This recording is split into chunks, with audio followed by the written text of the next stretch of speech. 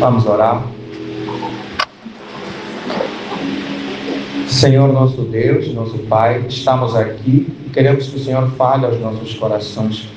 Abençoa, Senhor, esta mensagem e venha nos ajudar a sermos alimentados, de modo que daqui, Senhor, saiamos fortalecidos para podermos ter procedimentos que agradam e que glorificam o nosso Deus.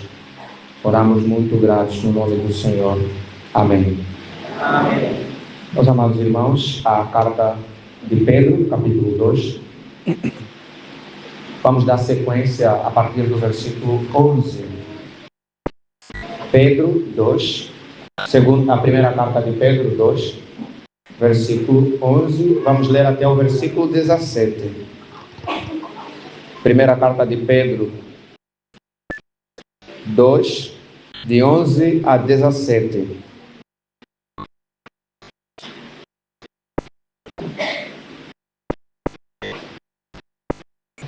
Primeira carta de Pedro 2, de 11 a 17. Diz assim a palavra do Senhor: Amados, exorto-vos como peregrinos e forasteiros que sois, a vos absterdes das paixões carnais que fazem guerra contra a alma, mantendo exemplar o vosso procedimento no meio dos gentios, para que naquilo que falam contra vós outros como de malfeitores, observando-vos em vossas boas obras, glorifiquem a Deus no dia da visitação. Sujeitai-vos a toda a instituição humana por causa do Senhor, quer seja o rei como soberano, quer as autoridades como enviadas por ele, tanto para castigo dos malfeitores como para louvor dos que praticam o bem. Porque assim é a vontade de Deus, que pela prática do bem façais emudecer a ignorância dos insensatos, como livres que sois, não usando todavia a liberdade por pretexto da malícia, mas vivendo como servos de Deus. Tratai todos com honra, amai os irmãos, temei a Deus, honrai o Rei. Palavra da salvação. Graças a Deus. Os irmãos podem tomar os seus assentos. O título da nossa mensagem é Procedimentos que glorificam a Deus. Procedimentos que glorificam a Deus. Nós encontramos a força desse título no versículo 12, que diz: observando em vossas boas obras, glorifiquem a Deus no dia da visitação. Mas antes, o versículo 12 diz: mantendo exemplar o vosso procedimento no meio dos gentios. Então esse é o nosso título. Até aqui vamos fazer uma recapitulação. Tivemos, eu acho que 2 ou 3 domingos aí, nesse intervalo, uma recapitulação. Então, a carta de Pedro, até aqui estava a falar da identidade da igreja, do povo de Deus. No capítulo 1, versículo 1, nós vimos que eles são eleitos. Esses eleitos são regenerados. Esses regenerados são santos. Esses santos foram resgatados pelo sangue de Cristo. E eles se tornam pedras vivas.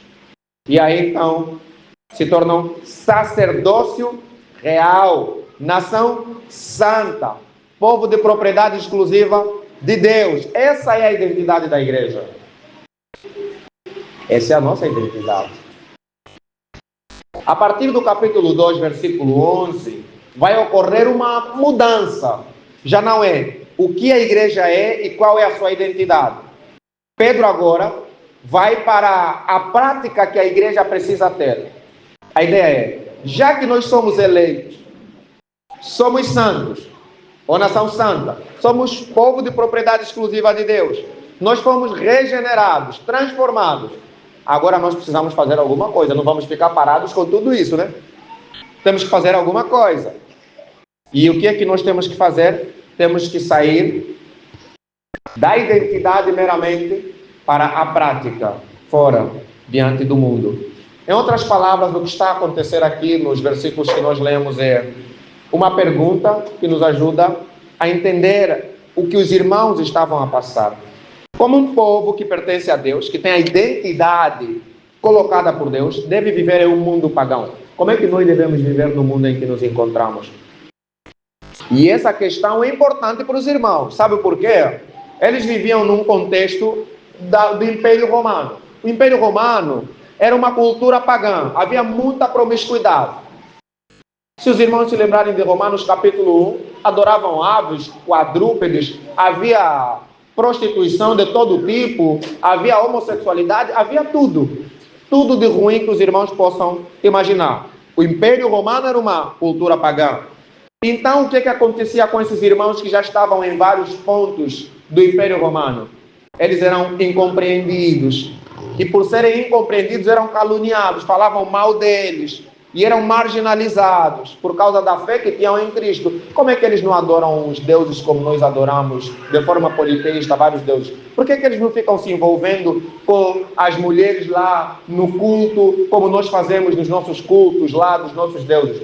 Por que eles não ficam lutando, brigando, se matando e se mordendo, como nós fazemos? Ai, não fazem isso, agora vamos falar mal deles. Eles não merecem vender nem comprar. Eles não merecem isso nem aquilo. Era o que estava a acontecer aqui. E diante dessa realidade, então, poderia surgir uma pergunta também por parte da igreja. Como nós devemos, então, reagir? Vivendo numa sociedade que nos observa, nos critica e até nos acusa injustamente. Como é que nós vamos viver? A resposta de Pedro é bem surpreendente, meus irmãos. É uma resposta bem diferente. Pedro, então, vai nos dizer que para vocês poderem reagir ou responder a toda essa perseguição, vocês devem viver de tal modo que os vossos procedimentos glorifiquem a Deus. Então, aqui Pedro vai nos apresentar, do versículo 11 ao 17, a ideia mais ou menos seguinte. Os irmãos precisam glorificar a Deus, sim. E Deus será glorificado pela santidade pessoal da igreja. Será também glorificado pelo testemunho que a igreja vai ter diante dos incrédulos. E também será glorificado pela submissão que a igreja tem perante as autoridades. Como é que nós vamos glorificar a Deus? Luta contra o pecado. Como é? Testemunha o evangelho lá fora. Como é? Seja submisso ao João Lourenço. É isso. E então, agora vamos para o nosso primeiro ponto. Já perceberam quais são os 3 pontos, não é verdade? Primeiro ponto, Deus então é glorificado quando nós resistimos às paixões carnais ou quando vivemos em santidade. Versículo 11, repito: Amados, exorto-vos como peregrinos e forasteiros que sois, a vos absterdes das paixões carnais que fazem guerra contra a alma. A identidade desses irmãos é que eles eram peregrinos. Eram pessoas estrangeiras que estavam residir num país que não era deles. E eles estavam mesmo no ponto, né? Na Galácia, Capadócia, estavam em vários lugares. Então não era a habitação deles, mas eles tiveram que se refugiar lá. Mas eles eram peregrinos e forasteiros também, porque nem no lugar de onde eles vieram, onde eles estavam a morar primeiro, nem onde estão, é o lugar deles de fato. O lugar deles onde é? No céu. Então, nesse sentido, espiritualmente, eles também eram peregrinos, porque eles tinham um outro rei. O rei deles não era Nero, o imperador que estava lá em Roma. O rei deles era Cristo. O reino deles era o reino celestial. Então, é como se nós pensássemos, não é Luanda a nossa cidade. Nós somos forasteiros também aqui. Então, nosso reino é no céu. Mas a ideia é, se o nosso lar é nos céus, enquanto nós estamos nesse mundo e nessa cidade que é Luanda, e enquanto os irmãos estavam lá em vários pontos do Império Romano, a questão é, o que acontece? Nós vamos enfrentar batalhas invisíveis. Batalhas que nós não estamos a ver, mas estamos a enfrentar. Essas batalhas invisíveis, então, é que a igreja precisa se atentar. Porque se nós não identificarmos, nós não vamos glorificar a Deus. Então, Deus é glorificado quando os seus filhos entendem essa batalha e lutam para que eles possam vencer em santidade essa batalha invisível, que nós já vamos falar. Porque Pedro vai falar assim, olha, abstende-vos das paixões carnais. Aqui a ideia é de separação total. Nós temos que nos separar totalmente de todos os desejos da carne. Ora, Pedro já falou isso, vocês se lembram? O sermão que eu ministrei aqui, ele já havia falado isso. E aqui, qual é a ideia? As paixões carnais, primeiramente, voltando um pouquinho, quando Pedro fala isso, está numa forma que é presente, e a ideia é que você não vai, olha, ontem eu fugi das paixões da carne, hoje eu posso. Ontem já resisti, hoje não vou resistir, hoje vou cair ainda um pouquinho.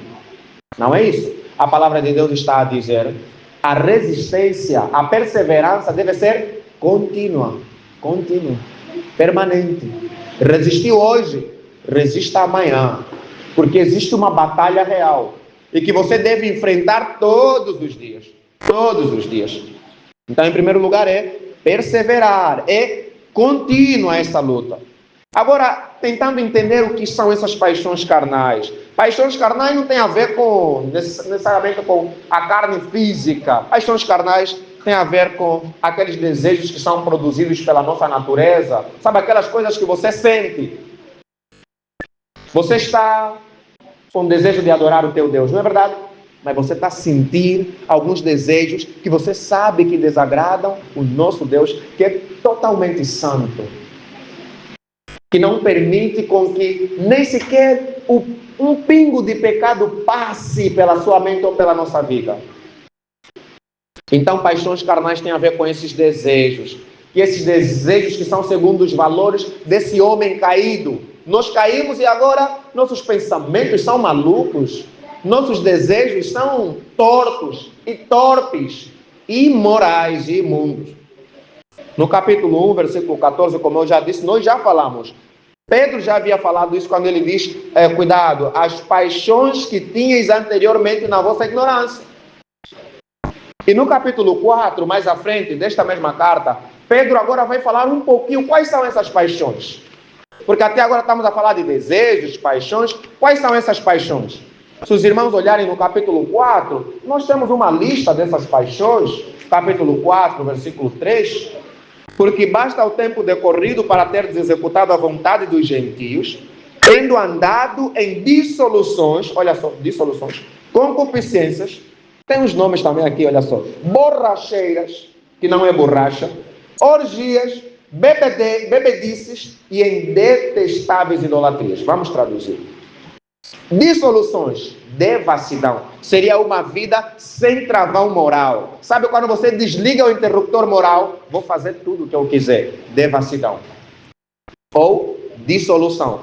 A sensualidade é a que é chamada, ou a concupiscência é a sensualidade. Seria a busca desenfreada dos prazeres sexuais. É isso aí. Depois temos aqui, o outro termo é borracheiras. Borracheira, sabe o que? É bebedice, é embriaguez. Seria a intoxicação com álcool. Borracheiras. Depois nós temos orgias, que são as festas, que são festas marcadas por excesso imorais. Acontecem todo tipo de coisa, orgias. E depois nós temos aqui um outro termo, que é bebedices, ou seja, farras. Agora essas aqui são aquelas reuniões que muitas pessoas marcam só para beber e encher a cara. E acontece todo tipo de promiscuidade também. E nós temos idolatrias, por fim, que é a adoração a outros deuses. Uma pessoa que está mergulhada nisso acha que vai adorar o Deus verdadeiro? Nunca. Meus amados irmãos, então o texto está a dizer, volto a ler o capítulo 2, versículo 11. Amados, exorto-vos como peregrinos e forasteiros, que sois a vos absterdes as paixões carnais, essas paixões. Fujam dessas paixões. É fugir mesmo, meus amados irmãos. Mas nós não precisamos só pensar que essas paixões têm a ver apenas com questões morais, sexuais. Quando nós pensamos no orgulho, na cobiça, na inveja, no egoísmo, na ambição pecaminosa, no amor ao mundo e no amor próprio, isso tudo aqui também envolve as paixões carnais. A palavra de Deus está a dizer que essas paixões carnais, sabe fazer o quê? Não pensa que elas venham assim e dizem para você, você te incomodar um pouquinho, e acredita, só um incômodozinho. As paixões carnais fazem guerra contra a nossa alma. Já ouviram falar em guerra? Sabe o que é guerra? Sabem, não sabem? É a história do nosso povo. de Angola. Guerras atrás de guerras. Antes do colonizador, durante o colonialismo, depois do colonialismo, e até agora nós estamos em guerra. Uma espécie de guerra fria angolana, estamos em guerra. Então, a palavra de Deus está a dizer que essas paixões fazem guerra contra a nossa alma. O verbo utilizado aqui é mesmo um verbo militar. A linguagem aqui é de uma campanha militar. A ideia é de cerco, de destruição. É uma ideia de pessoas que não querem só, vou influenciar só um pouquinho o comportamento da... Não é influenciar. Os desejos da carne não querem só te influenciar. Eles querem te destruir. E aí você vê já aquele irmão, né? Vinha para a igreja. Você lhe via lá atrás, na hora de cantar. Você fala, Senhor, o irmão está de fato a adorar a Deus. Passa um tempo, está a cantar só já assim. Passa outro tempo, só está já assim. Não está mais cantar. O pastor está aqui, está olhando e fala, esse irmão, ele nem deve estar se lembrando que está na igreja. Está em outros lugares. A pessoa que vinha e conversava, pedia ajuda, daqui a pouco já não está mais a pedir. Na guerra quem está a ganhar? Na guerra quem está a ganhar? A carne. As paixões carnais já estão a derrotar esse irmão. Chegava bem cedo na igreja. Agora, chegar tarde já não é problema. Lia a palavra e você conseguia perceber. Participava da escola dominical, fazia perguntas e você percebia. Agora, a pessoa parece voando. Ele não sabe mais em que lugar se encontra. Essa pessoa está no cafrique dos desejos carnais. Um cafrique grande, que os olhos começam a inflamar. Sabe quando os olhos começam a inflamar? Se tivesse na luta de MMA, ele bateria e diria, perdi. É isso que acontece. É uma guerra para que você seja destruído. Destruída. É o que está a acontecer aqui, meus amados irmãos. E nós precisamos perceber que, embora nós sejamos convertidos, a conversão não elimina esse conflito. Vocês se lembram de Paulo, capítulo 7 de Romanos, se não me engano? O bem que há em mim, esse eu não quero fazer, eu não faço melhor. Mas o mal que há em mim, o que eu não quero, é isso que eu faço. É uma luta, é uma guerra interna. Você quer agradar o teu Deus, mas a carne está a dizer, vem para mim, vem para mim. Hoje é meu dia, é de vez. Ontem você já orou, hoje também não precisa. Já não leste a Bíblia? Toda hora lê a Bíblia. É guerra. A carne está fazendo guerra contra a alma. E nós achamos essas coisas completamente normais. Completamente normais. É guerra e você está a perder. Você tem que olhar para si mesmo e falar, eu sou um derrotado, porque eu já não estou mais lendo a Bíblia. Eu sou um derrotado, porque eu, quando olho para uma mulher, eu não me preocupo em cobiçar. Eu sou um derrotado, porque eu me envolvo com mulheres sem casar. Eu sou um derrotado, porque eu entrego a minha vida à idolatria. Eu adoro e idolatro os meus filhos, ou a esposa, ou o esposo, ou idolatro, às vezes até a igreja. É engraçado, né? Até a igreja, para idolatrar a igreja. Mas não adora verdadeiramente o Deus que nos salvou. Guerra. Essa guerra precisa ser encarada com seriedade. Eu sou salvo, eu sou regenerado, não tem problema. Meus irmãos, Paulo entendeu que havia problema. Meus amados irmãos, muitas vezes então nós olhamos para essas questões e pensamos, o problema é sempre com os de fora. As pessoas me falam mal, as pessoas não me gostam, as pessoas estão a me praguejar, as pessoas estão a fazer isso. Não, calma aí. Você já está a perder essa guerra. Não começa a procurar culpado. Assuma a responsabilidade e luta Pega as armas verdadeiras e luta para você conseguir vencer. Nosso segundo ponto, primeiro nós falamos, Deus é glorificado na santidade pessoal ou quando nós guerreamos contra a carne. Agora, Deus é glorificado pelo nosso testemunho diante dos incrédulos. Versículo 12 diz o seguinte: mantendo exemplar o vosso procedimento no meio dos gentios, para que naquilo que falam contra vós outros, como de malfeitores, observando-os em vossas boas obras, glorifiquem a Deus no dia da visitação. Pedro agora vai se mover da guerra interior para uma missão exterior. Irmãos, vocês vão se lembrar que todas as vezes que nós temos as nossas reuniões de oração, e em especial aos terceiros domingos, nós oramos sempre pela santidade da igreja, para que assim a igreja esteja capacitada a sair para fazer o quê? O evangelismo. Não tem sido assim? Olha o que Pedro está fazendo. Primeiramente, busca a santidade. Só então é que você vai testemunhar o evangelho lá fora. É o que ele está dizendo aqui. Porque, de alguma maneira, nós é como se vivêssemos numa vitrine. Está a ver? Sabe em vitrine? Sabe na mostra? Você está lá, passa na loja, né? Passa na loja. Você não encontra as roupas, as coisas, comida e tudo mais. Você também encontra chocolate, né, mulheres? Está lá. As pessoas estão a ver se aquela roupa é bonita ou feia, se aquele chocolate é bom ou não. E nós vivemos numa constante vitrine. As pessoas estão a olhar para nós. E as pessoas querem saber quais são os passos que nós vamos dar. Se são passos que glorificam a Deus ou passos que fazem falar mal de Deus e denigrem o Evangelho. É o que está a acontecer aqui. E o mundo não nos olha de forma superficial, do tipo, olhou, passou.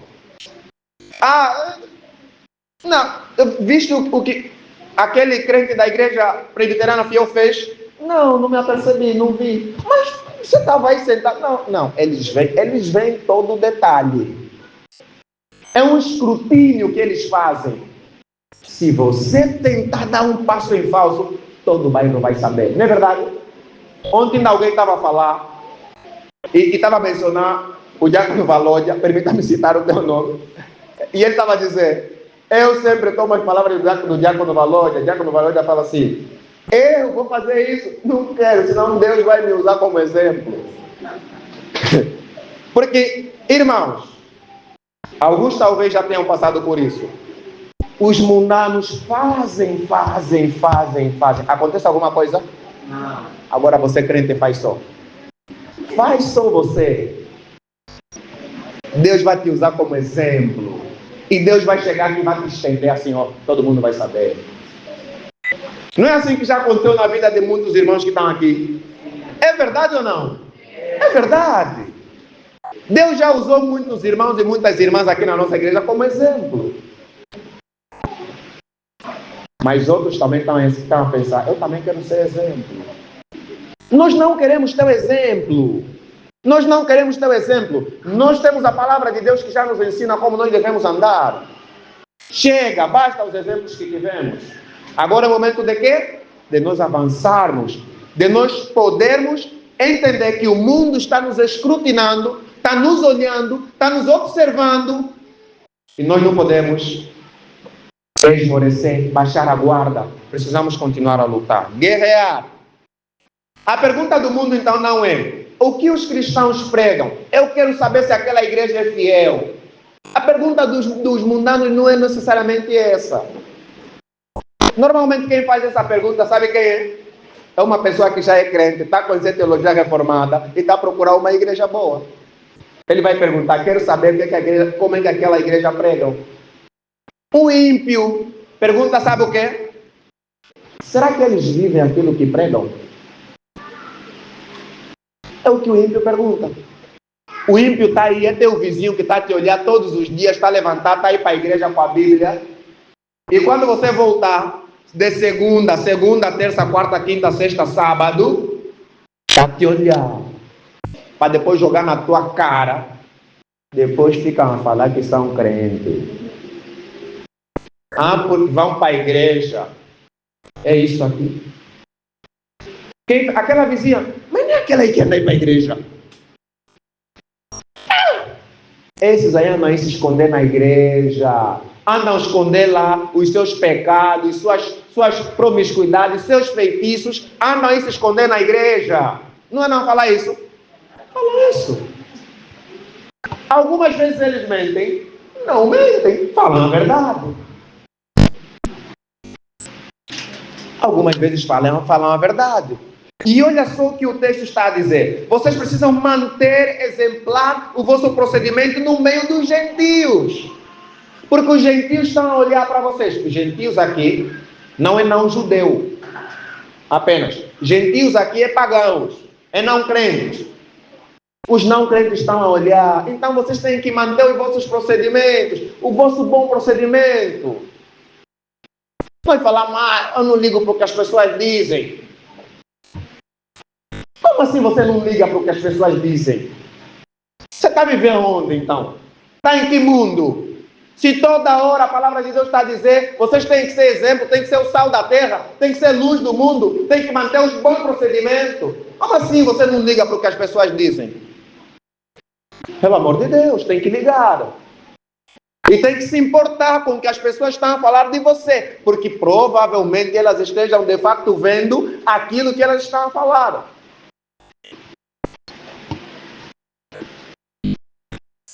Meus amados irmãos, às vezes as acusações são reais e verídicas, mas no caso dos nossos irmãos, é possível que não fossem reais e verídicas.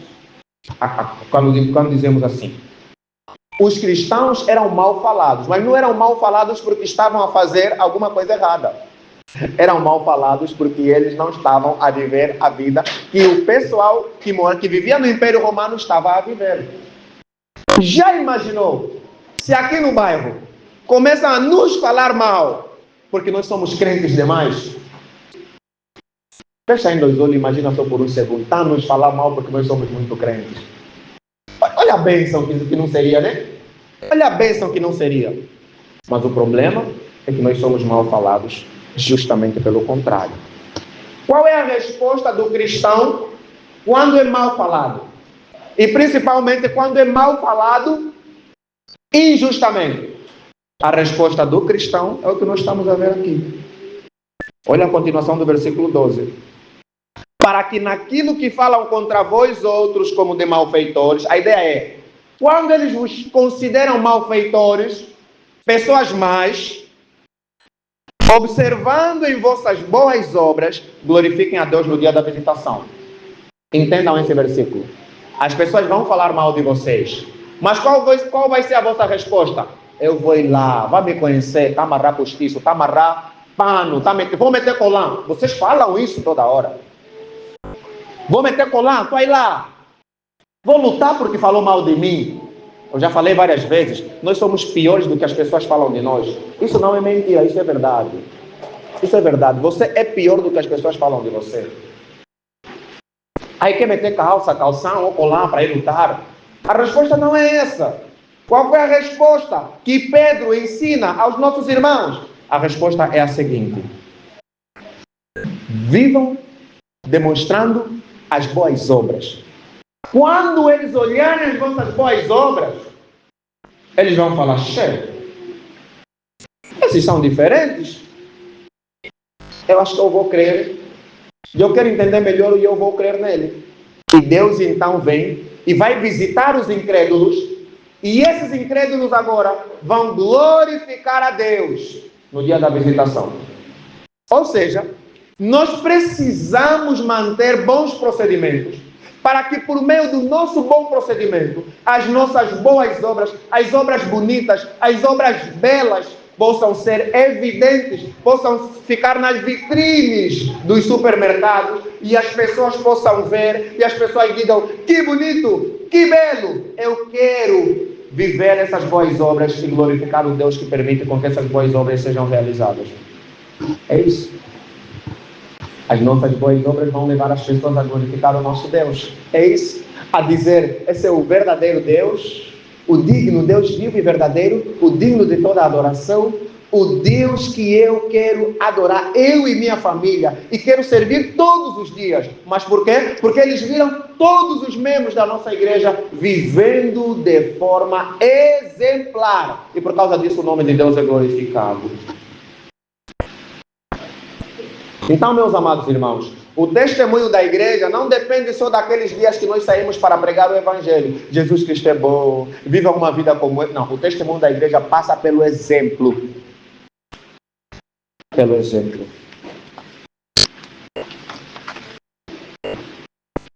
Por fim, nosso último ponto: Deus é glorificado pela nossa submissão às autoridades estabelecidas. Então, o que é que Pedro está a fazer? Olha, você luta internamente, precisa ter vitória internamente. Se você está bem, está santo, está preparado, você vai ter bom procedimento, as tuas boas obras serão vistas e o teu Deus será glorificado. Mas agora ele vai escolher aqui um campo específico, uma área, uma esfera específica, onde nós vamos demonstrar essas boas obras. Essa aqui é o quê? É no nosso relacionamento com as autoridades. Por que Pedro faz isso? Porque, olha, nessa altura os cristãos estavam sendo acusados de absurdos. Nero, que era imperador na altura, conta a história que ele, muitas vezes, pegava os cristãos, ele queimou uma cidade, acusou os cristãos de terem queimado aquela cidade e colocou os cristãos como se fossem tochas, correndo, metia fogo atrás dos cristãos, colocou-os como se fossem tochas correndo pela cidade, como castigo por supostamente eles terem queimado a cidade. Os cristãos eram muito perseguidos, irmãos. Não era a vida como nós temos hoje. Não era perseguição de fome só. Era perseguição de fome. Era perseguição, de morrer, de queimar, de decapitar. Era perseguição de vos falar mal, de não comprar, de não vender. Era perseguição de tudo. E agora Pedro está a escrever para aqueles irmãos que eles deveriam se submeter às autoridades que lhes perseguiam.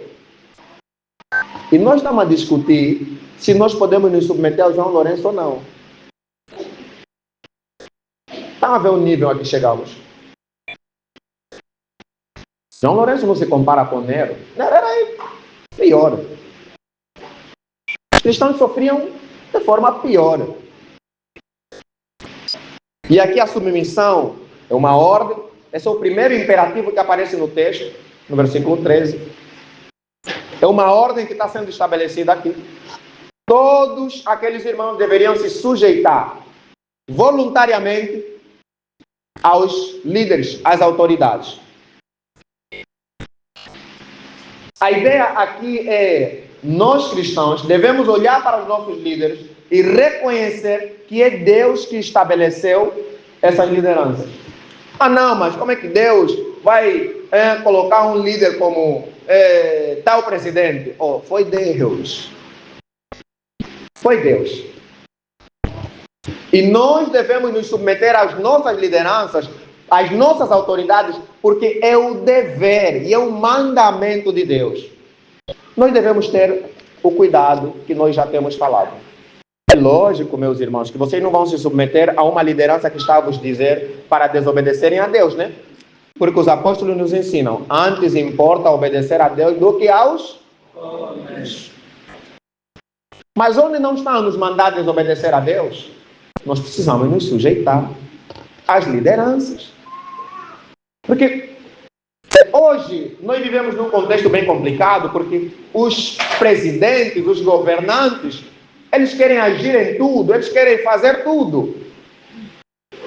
Eles é que julgam, fazem as leis, eles é que precisam alimentar a população, eles é que querem dar emprego, eles é que querem dar, eles se metem em todas as áreas. Se você está a educar teu filho de um jeito, eles querem se meter para educar de um. Se não está a educar, querem se meter. Eles é que querem dar escola, e querem mandar na escola que você vai fazer, que vai colocar os teus... Eles é que querem fazer tudo. Mas não era essa a ideia da palavra de Deus. Para a palavra de Deus, os governantes têm basicamente duas funções. Ou uma função, duas, vamos dizer assim. É castigar os malfeitores e louvar os bons. É isso, acabou. Aí a questão do saneamento básico e a questão não era essa função necessariamente. Não era necessariamente. O papel principal da liderança, das autoridades, fez mal, punição para ele. Romanos fala do uso da espada, né? A espada não é para chegar aqui e fazer assim na pessoa, né? A espada é para matar. O Estado tem o poder da espada. Mas a outra coisa que o Estado também deve fazer, meus amados irmãos, é louvar os bons. Isso aqui é que o Estado nunca faz, né? Quer dizer, deram umas medalhas aí, mas não é necessariamente para louvar os bons. É para reconhecer alguns feitos de algumas pessoas, não porque as pessoas são boas, são justas, pagam seus impostos no dia correto. Eu acho que poderia se fazer. Uma pessoa justa no pagamento dos seus impostos poderia falar assim, olha, vai ter 1 mês ou 2 meses essa pessoa não vai pagar imposto. Está a louvar os bons. Essa aqui seria a função do Estado. Mas agora, por que é que nós devemos obedecer o Estado às autoridades? Não é para nós sermos achados como boas pessoas, não. O texto está a dizer, sujeitai-vos a toda a instituição, versículo 13, a toda a instituição humana por causa do Senhor, é por causa do Senhor que nós fazemos isso. Quer seja ao rei como soberano, quer as autoridades como enviadas por ele, tanto para castigo dos malfeitores como para louvor dos que praticam o bem. Olha o versículo 15. Porque assim é a vontade de Deus. É tua vontade? Eu não tenho vontade de obedecer. Ninguém está nem aí para a tua vontade. Você não tem vontade. É vontade de Deus e você tem que obedecer e ponto final. Então, repito. Porque assim é a vontade de Deus, que pela prática do bem façais emudecer a ignorância dos insensatos. Insensatos não são pessoas que não têm conhecimento. São pessoas, a ignorância não é ignorância de não ter conhecimento. São pessoas que não querem aceitar os caminhos de Deus, a vontade de Deus, não servem a Deus. E qual é a ideia desse texto? Irmão, nós temos uma arma muito grande de calarmos a boca dos ímpios, inclusive dos nossos governantes, é fazer o bem. Pela prática da submissão à liderança, nós fazemos o bem. Por submissão à liderança, irmão, aqui em Angola você vai falar desse assunto. Esse é um sermão, não tem como abordar vários aspectos, mas aqui tem muitas implicações. Alguns já devem estar a pensar aí. Então, se o governo falar para a AEA realizar um culto ecumênico, para o governo que falou, eu tenho que obedecer. Não tem nada a ver, uma coisa não tem nada a ver com a outra. Até porque governante está a se meter demais na vida da população. Governante não tinha que influenciar o governo a fazer culto. Está a chegar a época da paz, vocês têm que fazer, o governante tem que fazer as suas atividades. Quem tem que pensar em culto é Deus que tem que trazer à mente dos líderes religiosos, vamos fazer uma atividade. Não, os governantes cooptam as pessoas, os líderes religiosos, que alguns deles já fazem parte, e vão lá e vamos fazer um culto. Nós é que estamos a convidar, não são os governantes. São os governantes, nós sabemos. Eles não deveriam chamar culto. Mas então qual é a ideia? A ideia é, a palavra utilizada aqui para emudecer, era sabe a focinheira? Quando você coloca nos cachorros, para não poderem morder aqueles pitbulls, os cachorros grandes. Focinheira. É o termo que é utilizado aqui. Emudecer a ignorância dos insensatos. A ideia é, quando nós nos submetemos à liderança, às autoridades, e quando nós procedemos com boas obras, nós estamos a colocar focinheira às pessoas, aos incrédulos, aos insensatos. Então, se você está agindo como cristão, olha bem para o teu amigo, teu vizinho incrédulo, ou para as lideranças, eles vão ter focinheira. Eles não vão poder abrir a boca para começar a falar mal. Vai reduzir essas coisas. Essa é a ideia do texto. E aí então os irmãos podem pensar, mas nós temos liberdade e nós poderíamos ter liberdade inclusive de não obedecer às lideranças. O versículo 16 então vai dizer o seguinte: como livres que sois, não usando todavia a liberdade por pretexto da malícia, mas vivendo como servos de Deus. Você é livre, sim, é livre do pecado. É livre da culpa do pecado. Mas você não é livre totalmente. autonomamente. Porque você é livre relativamente. Relativamente você é livre, mas você continua sendo servo. Servo de quem? De Deus. A palavra é escravo, literalmente. Você é livre do pecado, mas você não é livre para fazer o que você quiser, inclusive se valendo da malícia. Você é livre para ser escravo. Dá para entender isso? Você é livre para ser escravo, mas escravo de Deus. Porque nós éramos escravizados pelas paixões carnais. Agora nós somos escravizados pelo nosso Supremo Deus. E então, o texto vai concluir com o versículo 17, trazendo-nos aqui um resumo ético. Tratai todos com honra, amai os irmãos, temei a Deus, honrai o rei. É muito interessante nós percebermos essa progressão que o texto nos apresenta. Todos recebem honra, todos são honrados. Os irmãos, a igreja, recebe amor. O rei recebe a honra, mas só uma pessoa recebe temor. Quem é? Deus. Nós não devemos temer as autoridades. Nós não devemos temer os irmãos ou o pastor. Vamos ser mais direto. Vocês não devem temer o pastor. Não devem temer o pastor. E se ele começar a ter comportamentos que começam a vos levar a ter medo dele, comecem a pensar no outro pastor para ser eleito e tirem esse pastor. Vocês devem temer somente a Deus. Pastores, presbíteros, diáconos, os membros, os presidentes, todos devem temer somente a Deus. Aos outros, amor e honra. A Deus, temor. Meus amados irmãos, então concluindo, quando nós chegamos aqui ao final, nós estamos a ver que o objetivo de Pedro é que toda a igreja glorifique a Deus por seus procedimentos. E ele vai dizer que o modo pelo qual devemos glorificar a Deus é por 3 procedimentos: combater as paixões que guerreiam contra a alma, manter o testemunho exemplar diante dos incrédulos e submetendo-nos às autoridades por amor ao Senhor. E qual é o resultado quando nós cumprimos e quando nós obedecemos isso?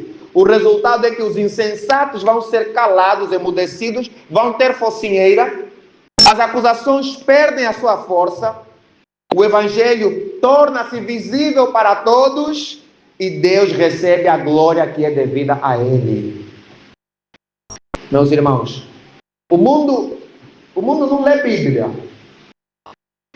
Até crentes não estão a ler Bíblia. Imagina os incrédulos. Os incrédulos não leem a Bíblia, mas os incrédulos são bons leitores da tua vida. Vestiste como? Estão a ler. Falaste como? Estão a ler. Uma vizinha passou mal. Estou cansado, estou morando com sono. Estão a ler, porque você não ajudou. Eles são bons leitores da nossa vida. E dependendo do modo como nossa história está sendo escrita, para que eles leiam, eles podem ou glorificar a Deus, ou maldizer a Deus. Que Deus tenha misericórdia de nós e nos abençoe. Vamos nos colocar em pé. E vamos orar.